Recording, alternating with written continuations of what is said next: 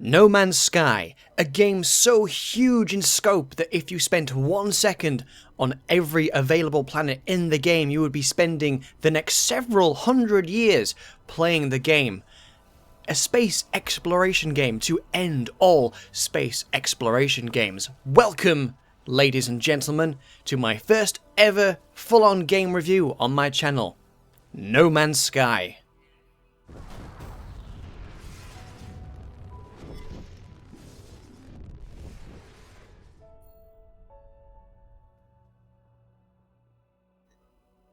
So what is No Man's Sky? Well, if you happen to have been living under a rock for the past couple of years, let me explain to you what No Man's Sky is. It is, first and foremost, a space exploration game, an action-adventure survival game, with a little bit of crafting thrown in there as well. It was created by the indie studio Hello Games, and you can get it on the PC and PlayStation 4.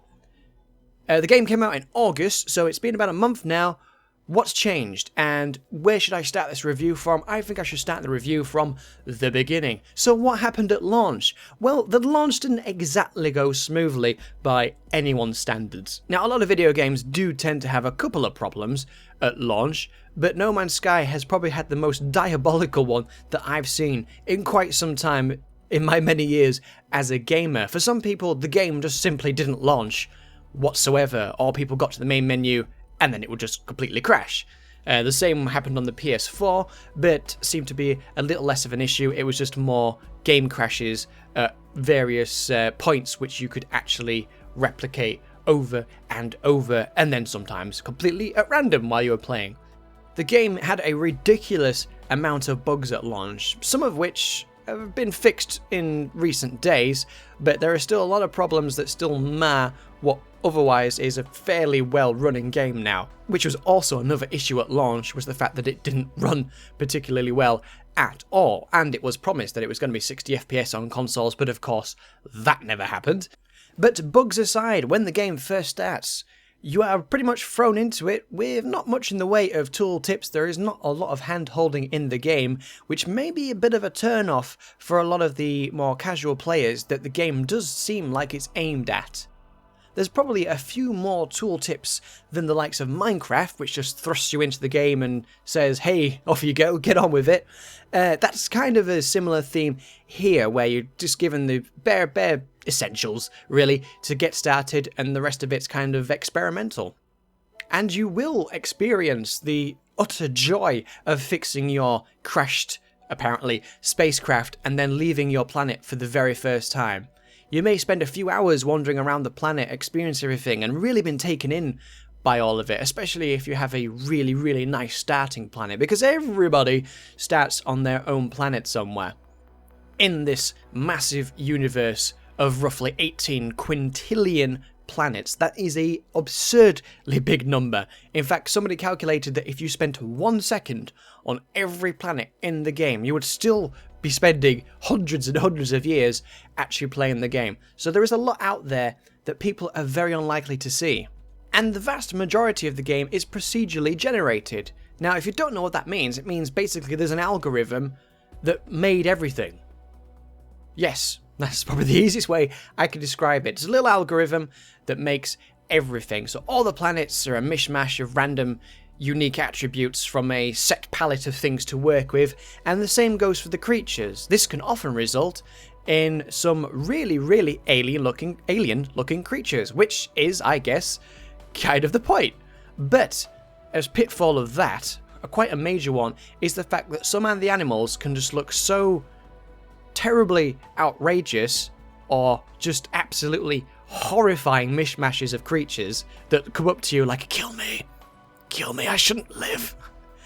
Picture the scene from the end of The Fly with Jeff Goldblum. That is pretty much what some of these creatures look like when they come up to you. So while it has resulted in a vast and varied universe, soon, very soon, it becomes incredibly similar. In fact, as you'll see repeated things starting to happen, the same creatures on the same types of planets. It is not quite as amazing and varied as was promised, and we'll get to broken promises a little bit further in the video. No Man's Sky is a very visually impressive game. It's not the most amazing graphics you will ever see in gaming, but with the actual game's engine and what they've accomplished technologically with the no loading screens, fly from a planet straight up into space, fly around, and then come straight back down to a planet with no loading times is an incredible achievement. And to have pretty sort of PS3/PS4 style graphics with that in mind is an amazing technical achievement. There's no doubting that what they've managed to pull off is incredible. But again, one of the pitfalls in this is the fact that it's all incredibly samey. You can go to one planet that is completely different to another planet, but then still see the same flora and fauna on there, or see some hideous creatures that are the same on every planet just because of happenstance and chance. So now we've got some of the main positives to one side, let's delve into the negative stuff. As mentioned previously by myself and others, the game does start off incredibly promising and seems to fulfill all the promises that began in the early 2013. When you first fix your ship after wandering around the planet and enjoying everything that it has to offer, if you're lucky enough to have a large and varied planet to start on, because everybody starts off on a unique planet, and in some cases people have ended up with something quite sparse and terribly uninteresting, whereas some people have started on jungle planets just chock full of life and things to go exploring. The first time you go into space feels like an incredible achievement, and obviously enjoying no loading screens as you do that is an incredibly novel experience for the first couple of hours. And the first couple of hours is when you will start to run into the problems. Putting aside all the numerous bugs at launch, because a lot of those have since been ironed out, you will soon realise that when you go to each of these unique, totally random planets, that there are a lot of similar features, because on all these completely unique planets is something that's not incredibly unique, and that is the things to do on the planet. There are little stations, some of which where you will get an item from, an upgrade perhaps, or a space station where you can, a landing station where you can land and interact with an NPC on that planet, do trade, or again, maybe get an upgrade. All these buildings are on every single planet, and all these buildings are identical on every single planet, and identical in terms of things to do and items to unlock. It's exactly the same. Sometimes the buildings are a different colour, obviously sometimes they're in a different place, sometimes they have an antenna in a slightly different position, but that is it. So the planets can be pretty 100% unique, each individual one, but there's still the exact same things to do on every single planet.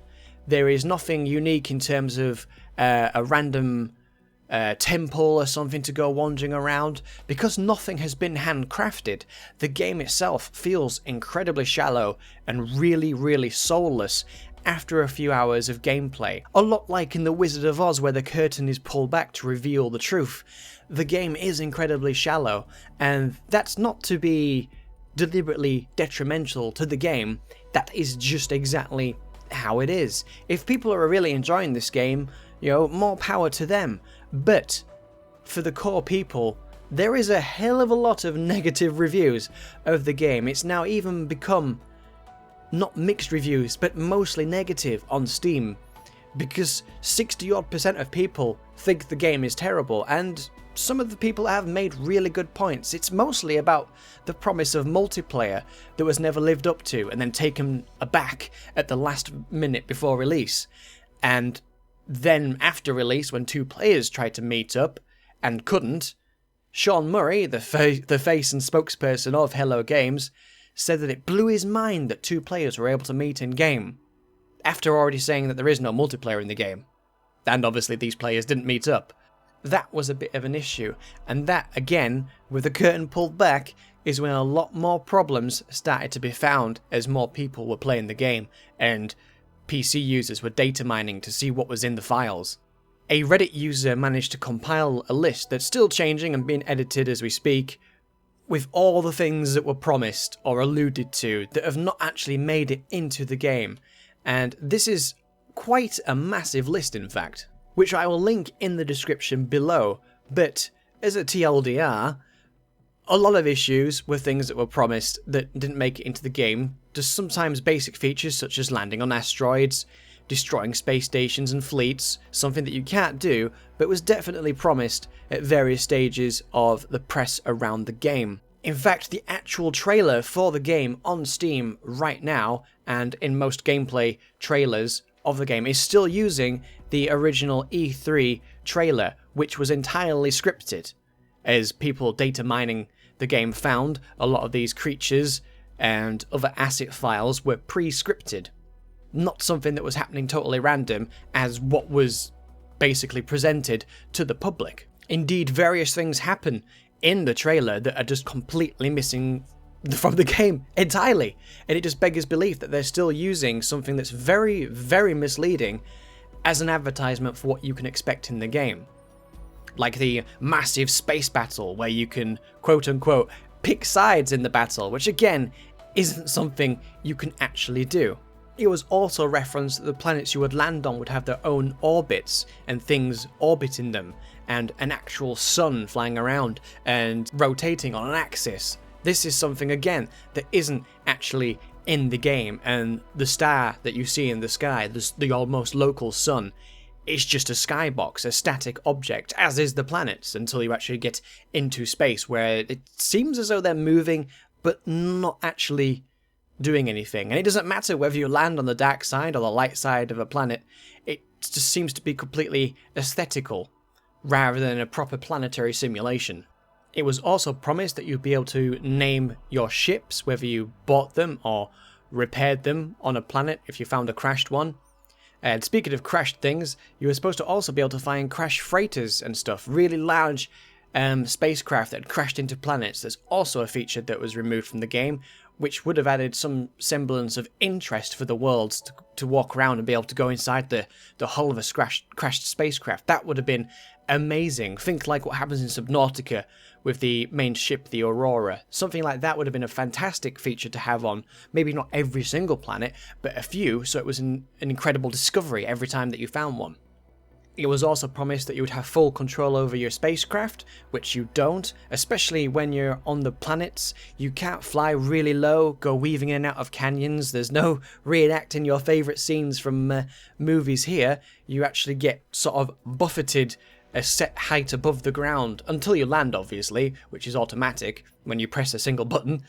You can't actually go fly down really low to find objects. You're actually forced to be at a certain height, which is really awful, in my opinion. And speaking of ships, even though you get unique colours or unique designs, they are all 110% exactly the same. They all fly the same, they all have the same speeds.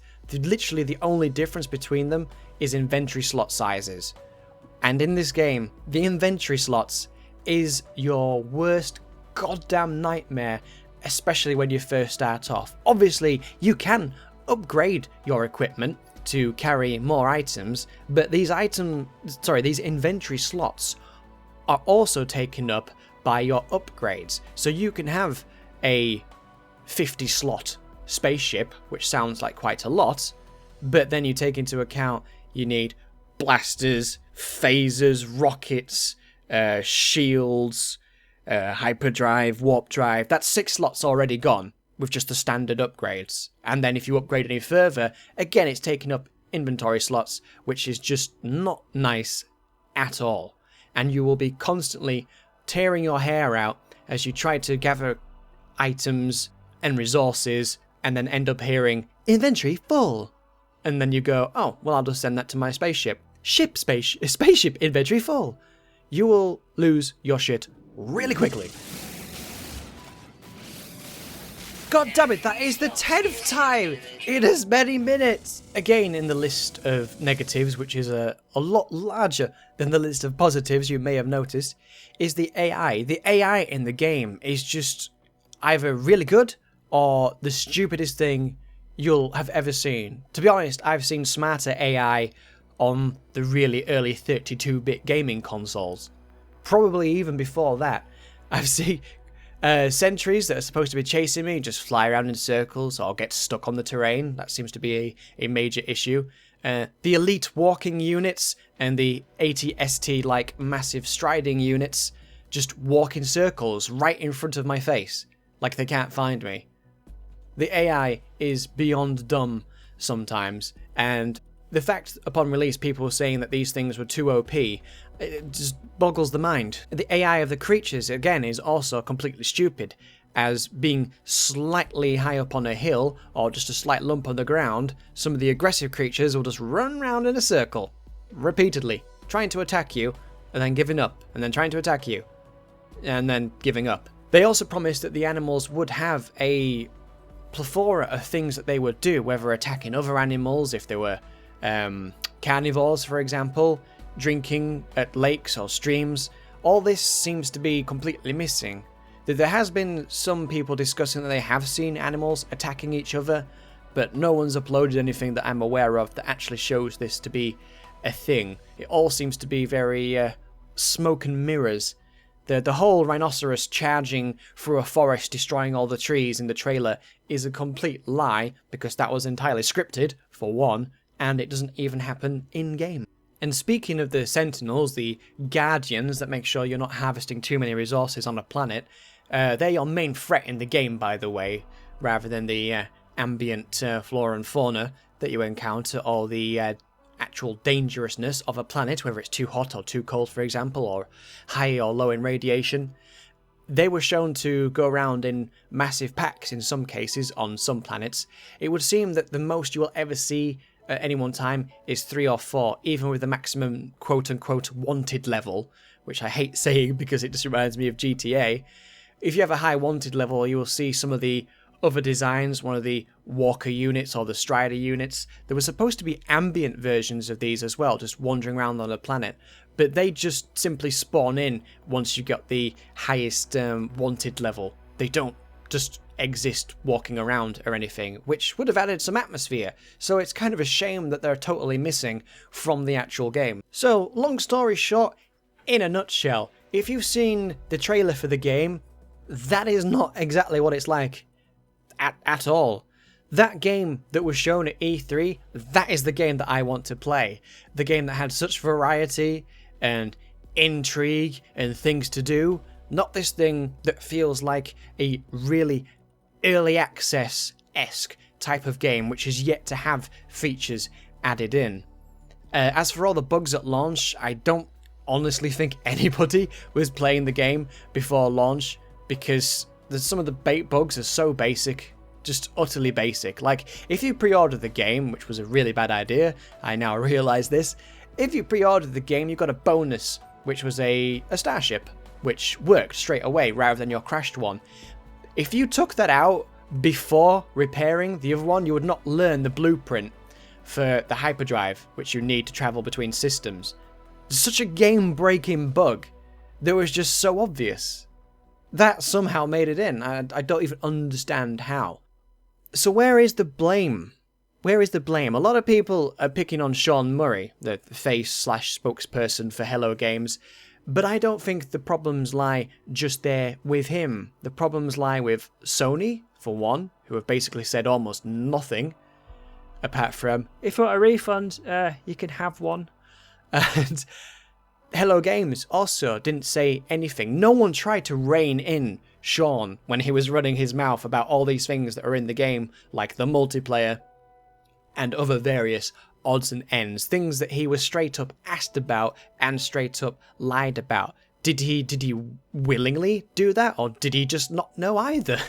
I suppose that is a thing that remains to be seen, but the fact that nobody is talking in Hello Games or Sony about what has happened kind of speaks volumes. It really does. We were sold a lie. Now, believe it or not, a lot of people, especially really die-hard, almost zealot-like fans, have been defending the game and Sean Murray for lying. Again, another point that totally just beggars belief. And some people have kind of unfairly/fairly compared the game's release to what Sega did with Colonial Marines, which was show some trailer footage or gameplay footage of a game that simply didn't exist. at that point in time, because it was knowingly given to another company to develop, who basically started from scratch and never really finished the game in any way, shape or form. So the comparison is kind of there, but at the same time, that's an entirely different kettle of fish altogether. But it does raise the good question of, were we deliberately lied to? We're certainly being deliberately lied to now, because we're still being shown adverts for the game using a trailer of scripted events and the things that just aren't in the game and aren't representative of the actual finished product that we have. So is it unfair to say that we were lied to at any given point? I don't think it is. I think it's pretty obvious at this point that everybody was in the same boat together and deliberately misled gamers into what they were actually buying, which has understandably led to all the outrage. And again, these diehard fans have said, well, it's only a small development team.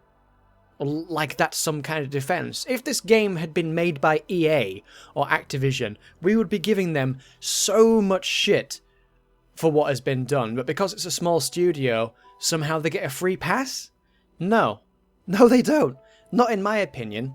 In my opinion, I don't care whether you're one person developing the game or a huge developer full of hundreds of people making a AAA title. If you deliberately lie and mislead people into what your game is, then you're just as bad. We were sold a lie. A lie that I am going to give, for my first ever review score, a 5 out of 10. And I think, all things considered, that is pretty generous. Again, if you like the game, more power to you. Not everybody can like the same things, but most people can spot a stinker when they see one. As a sci-fi nerd, yes, I'm a nerd, or a geek if you will, this game, I should have been all over. It should have been perfect, even with some of the problems, but it's just such a shallow game that I can't enjoy it. And if I could get it refunded, I would, but I've played too much of it now, trying to ascertain whether there's any life and soul there in the game. There just isn't. 5 out of 10 is very generous. That score could go up once they fix the last of the bugs, and there'll probably be some more bugs, and actually add some content, because at the moment there is nothing to do other than the exact same 3 or 4 things on every single planet, and you will do it ad nauseum until you realize that the game is incredibly average, and that's why it deserves 5 out of 10. There's only so many single words of an alien language that you can find from pillars on every single planet, doing puzzles to learn a bit of an alien language on every single planet, unlocking inventory slots from a drop pod on every single planet, before you realize that, wow, this game is incredibly repetitive after the first 4 or 5 hours. So it was a major disappointment for me. What do you think, guys? Let me know in the comments below, and drop the video a like if you liked it, dislike it if you disliked it, and I'll see you guys very soon. I would also appreciate it if you shared the video to your friends as well on the Facebook and Twitter and so on and so forth. Thanks for watching, guys. See you soon in another video.